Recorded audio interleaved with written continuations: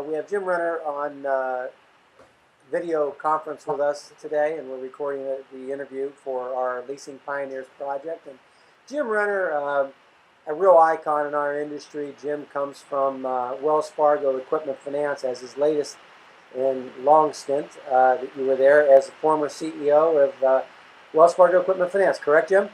Yep. Bob, I was there for 15 years at the old Norwest, which then became Wells Fargo. So, yep, that was and my other stint was which is First Bank, which then is now U.S. Bank. So I was there 18 years. So my career, although leasing 15, so my career was spanned 30 years in the leasing business. 30 years in leasing business. So tell us, I guess the way to get started here is, this is always funny when I ask people how you got in the leasing business, because there's very few people that ever came out of college and got right into the leasing business. I've never known anybody that said, I've got into the leasing business because that's what I wanted to do in my life. Well, I was the same way. I was in the bank. And in fact, I was in a non-bank subsidiary lending money on real estate. And the boss came and said, we're going to start this new thing called leasing. We want to get into it. And I said, well, I looked at it and said, well, it's more total commercial lending than just real estate. So it probably was a better background to get into the lending business in the banks. So this was in 1975. And I said, I became the credit and documentation person as we started de novo, which meant everything from writing the documents to get those over. In fact, we plagiarized a bunch of people, and primarily Wells Fargo, ironically, and took them to the attorneys, got them approved. We had the application into the Federal Reserve, and so then when we got in business, it was actually December 27th, 1975. And I guarantee nobody else in the world knows that. So that's a first. Everybody's heard it here. So tell me your earliest recollections of the industry as you entered into it in 75, coming from probably more commercial lending background, right?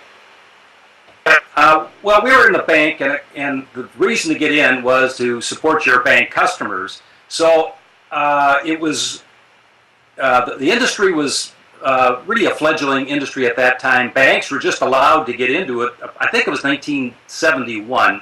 They were given the okay by the Federal Reserve to be a functional extension of credit. That's kind of the determining factor. And with that being the case, we said this leasing thing could be good for our customers. So we were to be the subsidiary then to do it for all the bank and bank's customers throughout the enterprise. And at that time, it was about 7 or 8 states. So that's how we got into it. And in those days, leasing wasn't well respected. We used to call it the blue suede shoe salesman approach, where so many people were just pretty slick in the old days. So leasing didn't have the best reputation back in the early 70s, and so we were trying to fight that on one side and then do this new type of finance and lending and leasing. And so by taking residual risk, and in those days investment tax credit was also available. So you looked at those are the keys to getting in the business, both from a customer standpoint and the economics of it. You mentioned that you said something to the extent, I've never heard this one before, that at some point in the 1970s that banks were allowed to get into leasing. Are you saying that that leasing existed for independents and captives, but not banks? That's correct. When banks were allowed to get in, we were given a maximum of 20% residual. Also, you could not inventory equipment. So the idea was, don't take the risk, for example, of an auto company where you have all the inventory, you're buying equipment, inventorying it on one side, and then you have that risk. So they didn't want that to be into a bank. So on the other side of the coin is they wanted to limit the residual risk so that you couldn't make huge bets on equipment and be wrong and then take big residual losses down the road. That was well, that's new to me. I had not heard that particular limitation for banks, but then again, I guess not surprising, and hopefully many people who will listen to this will have learned something just like I did just at this current moment in time. I didn't get into the mid-'80s into the industry, and so what were some of the obstacles to growth, or just in general obstacles to you mentioned before perception of leasing, but what were the obstacles to acceptance of leasing the product to more of the mainstream customers at large, bank customers per se? Um, Yep. give us a little sense of what it was like then. Put us back in that time. Well, I think the big part was it was totally unknown, or not totally, but not well known at all. So, and especially in the banks. So you had to go to the bank lenders to say, okay, we want to do this other product, which was then a competing product to them. And we did not have what they call shadow accounting. We would pay them a 1% finder's fee. So they on one side would lose the loan, and we get this opportunity in our books as opposed to their books. And a 1% fee, well,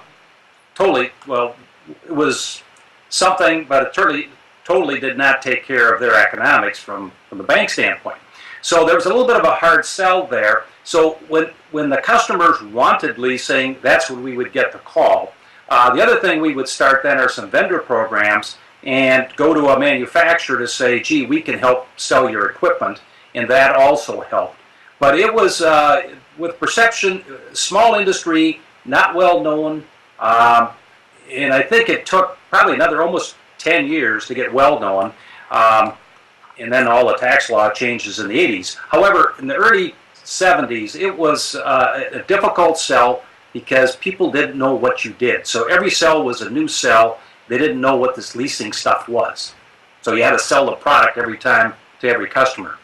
Who were your predominant competitors in the 70s when you got into leasing through the bank announced that leasing was now something you would support, you legitimized it, and now went actively out going into the market? Who did you compete against?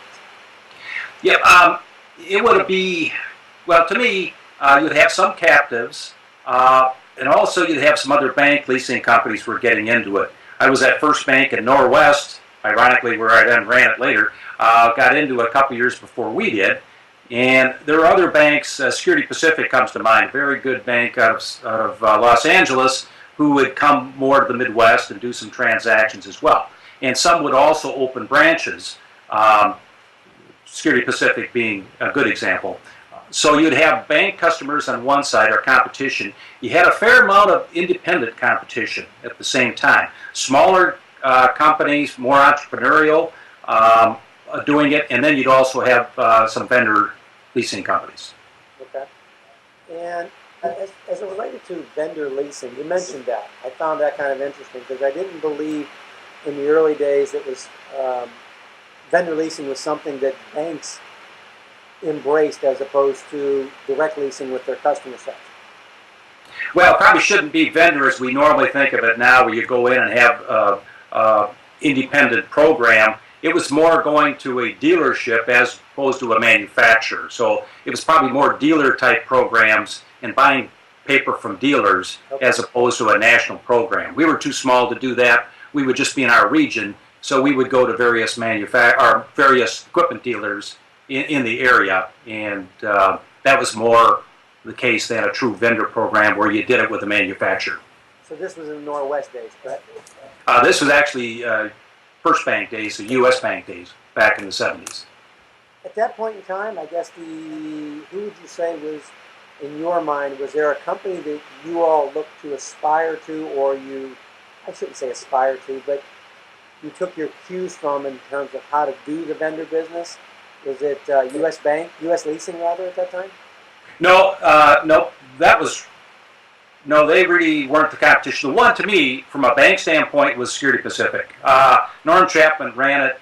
I thought he did a very nice job. He was very credible, very good reputation.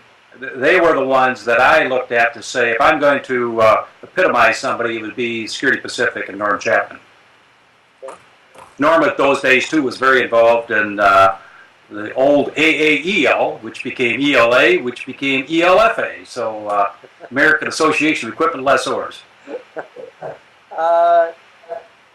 Can you kind of give us, either through a story or an example, to kind of give us a feel of what the environment was like, or the business culture was like back then doing leasing, whether you want to talk about direct transactions with customers, trying to explain leasing to them, or trying to explain leasing to the bank, or whether it was vendor leasing programs, and or even on the capital market side, anything that kind of would give people who are going to listen to this, the interview and watch it, some flavor for what it was like then?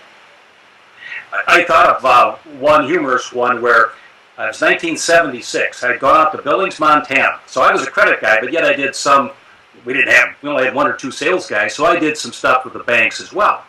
So I got to Billings, and we're having a meeting with all their commercial lenders. And I still remember the guy's name. His name was Ing Peterson. Now, Ing, I'm not sure what it stood for, but so we're having this meeting. There's probably 15 lenders in Billings. So we're in the meeting, and I'm kind of giving the pitch on leasing and why it's a good deal and the economics. And off to the side, right by the door, here's a guy that has his legs crossed, looking at me and going like this. And I'm saying, what is this? So I finish my presentation. He says, oh, you can take that leasing and go back to Minneapolis. So I thought, geez. And he's in charge of commercial lending.